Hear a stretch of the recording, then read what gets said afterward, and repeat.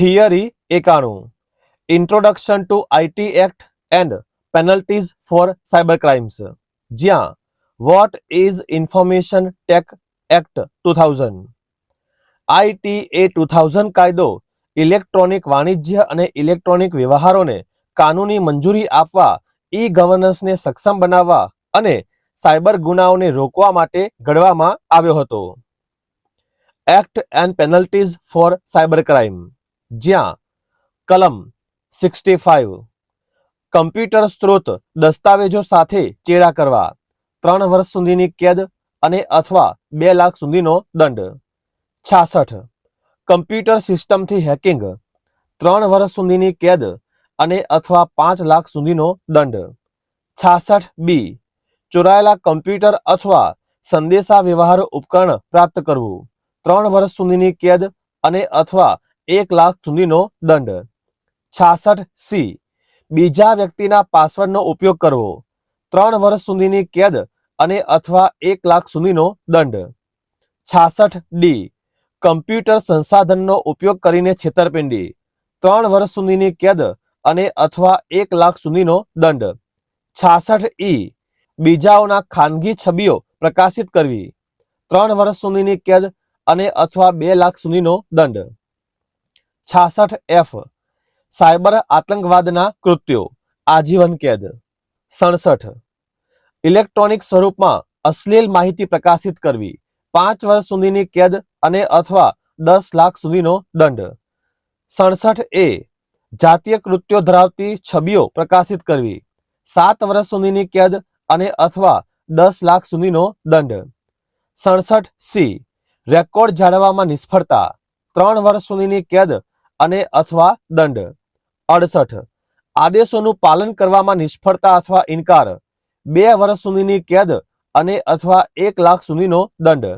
69 data decrypt કરવામાં નિષ્ફળતા 7 વર્ષ સુધીની કેદ અને અથવા દંડ. 70 સુરક્ષિત સિસ્ટમની એક્સેસ સુરક્ષિત કરવી અથવા એક્સેસ સુરક્ષિત કરવાનો પ્રયાસ કરવો 10 વર્ષ સુધીની કેદ અને અથવા દંડ. 71 ખોટી રજૂઆત 2 વર્ષ સુધીની કેદ અને અથવા 1 લાખ સુધીનો દંડ. 72 ગુપ્તતા અને ગોપનીયતાનો ભંગ 2 વર્ષ સુધીની કેદ અને અથવા 1 લાખ સુધીનો દંડ. 72A કાયદેસર કરારના ભંગમાં માહિતીનો ખુલાસો 3 વર્ષ સુધીની કેદ અને અથવા 5 લાખ સુધીનો દંડ. 73 ચોક્કસ વિગતોમાં ખોટા ઇલેક્ટ્રોનિક હસ્તાક્ષર પ્રમાણપત્ર પ્રકાશિત કરવું 2 વર્ષ સુધીની કેદ અને અથવા 1 લાખ સુધીનો દંડ. 74 કપટપૂર્ણ હેતુ માટે પ્રકાશન 2 વર્ષ સુધીની કેદ અને અથવા 1 લાખ સુધીનો દંડ. Theory 92 benefits of cloud services different categories, જ્યાં what is cloud computing. Cloud શબ્દ નેટવર્ક અથવા ઇન્ટરનેટનો સંદર્ભ આપે છે. તે એક એવી ટેકનોલોજી છે જે સ્થાનિક ડ્રાઈવને બદલે ડેટાને ઓનલાઈન સ્ટોર કરવા, મેનેજ કરવા અને એક્સેસ કરવા માટે ઇન્ટરનેટ પર રિમોટ સર્વરનો ઉપયોગ કરે છે. Characteristics of cloud computing: agility, high availability and reliability, high scalability, multi sharing, device and location independence, maintenance, low cost. Advantages of cloud computing: data backup and restoration, improved collaboration, excellent accessibility, upkeep and updates, mobility, pay per use model, cost effective maintenance, disaster recovery and business continuity, enhanced data security. Disadvantages of cloud computing: vendor reliability and downtime, internet dependency, limited control and customization, data security and concern about privacy, hidden costs and pricing models, dependency on service provider. Type of cloud computing: public cloud, private cloud, hybrid cloud, community cloud, multi-cloud. Infrastructure as a service, platform as a service, software as a service તફાવતના સ્વરૂપમાં જોઈશું. તે માહિતી સંગ્રહ કરવા, development, deployment માટે virtual data centre પ્રદાન કરે છે. બીજું, તે એપ્સ ડેવલપમેન્ટ, ટેસ્ટ, ડિપ્લોયમેન્ટ માટે વર્ચ્યુઅલ પ્લેટફોર્મ અને ટૂલ પ્રદાન કરે છે. ત્રીજામાં, તે વ્યવસાયિક કાર્યોને પૂર્ણ કરવા માટે સોફ્ટવેર અને એપ્સ પ્રદાન કરે છે. તે વર્ચ્યુઅલ મશીનો, સ્ટોરેજ વગેરે જેવા સંસાધનોની એક્સેસ પ્રદાન કરે છે. તે એપ્લિકેશન માટે રન ટાઈમ એન્વાયરમેન્ટ અને ડિપ્લોયમેન્ટ સાધનો પૂરા પાડે છે. તે અંતિમ વપરાશકર્તાઓને સેવા તરીકે સોફ્ટવેર પ્રદાન કરે છે. તેનો ઉપયોગ નેટવર્ક આર્કિટેક્ટ દ્વારા થાય છે. તેનો ઉપયોગ વિકાસકર્તાઓ દ્વારા કરવામાં આવે છે. તેનો ઉપયોગ અંતિમ વપરાશકર્તાઓ દ્વારા કરવામાં આવે છે. IaaS માત્ર ઇન્ફ્રાસ્ટ્રક્ચર પૂરું પાડે છે. PaaS ઇન્ફ્રાસ્ટ્રક્ચર પ્લસ પ્લેટફોર્મ પૂરું પાડે છે. SaaS infrastructure plus platform plus software પ્રદાન કરે છે. Theory 93 resources available in cloud. જ્યાં public cloud.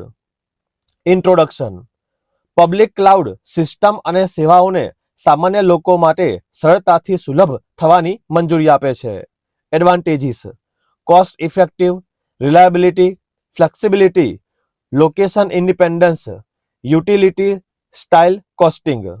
Disadvantages: low security, less customisation.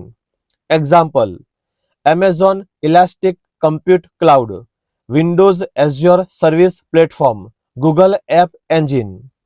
બીજું, private cloud. Introduction. Private cloud system અને સેવાઓને સંસ્થાઓમાં સુલભ થવા દે છે. Advantages: high security and privacy, more control, cost and energy efficiency. Disadvantages: high priced, limited scalability, additional skills. Example: VMware, vSphere, IBM cloud private, ઓપનસ્ટેક. Hybrid cloud. Hybrid cloud એ public અને private ક્લાઉડનું મિશ્રણ છે. Advantages: scalability, flexibility, cost efficiency, security. Disadvantages: networking issues, security compliances. Example: Google application suite, office 365. ચોથું, community cloud. Community cloud સંસ્થા અને ચોક્કસ સમુદાય વચ્ચે માહિતી શેર કરવા માટે ઘણી સંસ્થાઓના જૂથ દ્વારા સિસ્ટમ અને સેવાઓને એક્સેસિબલ કરવાની મંજૂરી આપે છે. Advantages: cost effective, sharing among organisations. Disadvantages: security issue, high cost. Example: health care community cloud. પાંચમું, મલ્ટી ક્લાઉડ. મલ્ટી ક્લાઉડ જેમાં કંપનીઓ તેમની કમ્પ્યુટિંગ જરૂરિયાતોને પહોંચી વળવા માટે એક કરતાં વધુ ક્લાઉડ સર્વિસ પ્રોવાઈડર અથવા પ્લેટફોર્મનો ઉપયોગ કરે છે. Advantages: greater flexibility, lower risk, higher performance. Disadvantages: more cloud, more complexity, increased security concerns. Example: Amazon web services, Microsoft Azure, Google cloud platform. Theory 94 identify phases of the application development life cycle. જ્યાં what is the SDLC? Software life cycle model એ software life સાયકલનું સચિત્ર અને ડાયાગ્રામેટિક પ્રતિનિધિત્વ કરે છે. Life cycle model software પ્રોડક્ટને તેના જીવન ચક્રના તબક્કાઓમાં પસાર કરવા માટે જરૂરી તમામ પદ્ધતિઓનું પ્રતિનિધિત્વ કરે છે. The stages of SDLC: planning and requirement analysis, defining requirements, designing the software, developing the project, testing, deployment and maintenance. અંતે theory 95 describe role in each of phase of the application development life cycle. જ્યાં 1. Planning and requirement analysis. Business analyst અને project ઓર્ગેનાઇઝરે ગ્રાહક શું build કરવા માંગે છે, ઉદ્દેશ્ય શું છે જેવા તમામ ડેટા એકત્ર કરવા માટે ક્લાયન્ટ સાથે મીટિંગ સેટ કરી શકાય. બીજું, ડિફાઇનિંગ રિક્વાયરમેન્ટ્સ. એકવાર આવશ્યકતાઓનું વિશ્લેષણ થઈ જાય પછીનો તબક્કો ચોક્કસપણે સોફ્ટવેર આવશ્યકતાઓનું પ્રતિનિધિત્વ અને દસ્તાવેજીકરણ કરવાનો છે અને પ્રોજેક્ટ હિસ્સેદારો પાસેથી તેમને સ્વીકારવામાં આવે છે. ત્રીજું, ડિઝાઇનિંગ ધ સોફ્ટવેર, જેમાં સોફ્ટવેર પ્રોજેક્ટની જરૂરિયાતો, વિશ્લેષણ અને ડિઝાઇનની તમામ જાણકારીઓ નીચે લાવવાનો છે. આ તબક્કો છેલ્લા બેનું ઉત્પાદન છે, જેમ કે ગ્રાહકના ઇનપુટ્સ અને જરૂરિયાતો ભેગી કરવી. ચોથું, ડેવલપિંગ ધ પ્રોજેક્ટ. આ તબક્કામાં વાસ્તવિક વિકાસ શરૂ થાય છે અને પ્રોગ્રામિંગ બનાવવામાં આવે છે. ડિઝાઇનનો અમલ કોડ લખવાથી શરૂ થાય છે. ટેસ્ટિંગ. કોડ જનરેટ થયા પછી તેની ખાતરી કરવા માટે જરૂરિયાતો સામે પરીક્ષણ કરવામાં આવે છે કે ઉત્પાદનો જરૂરિયાતોના તબક્કા દરમિયાન સંબોધિત અને એકત્રિત કરવામાં આવેલી જરૂરિયાતોને હલ કરી રહ્યા છે.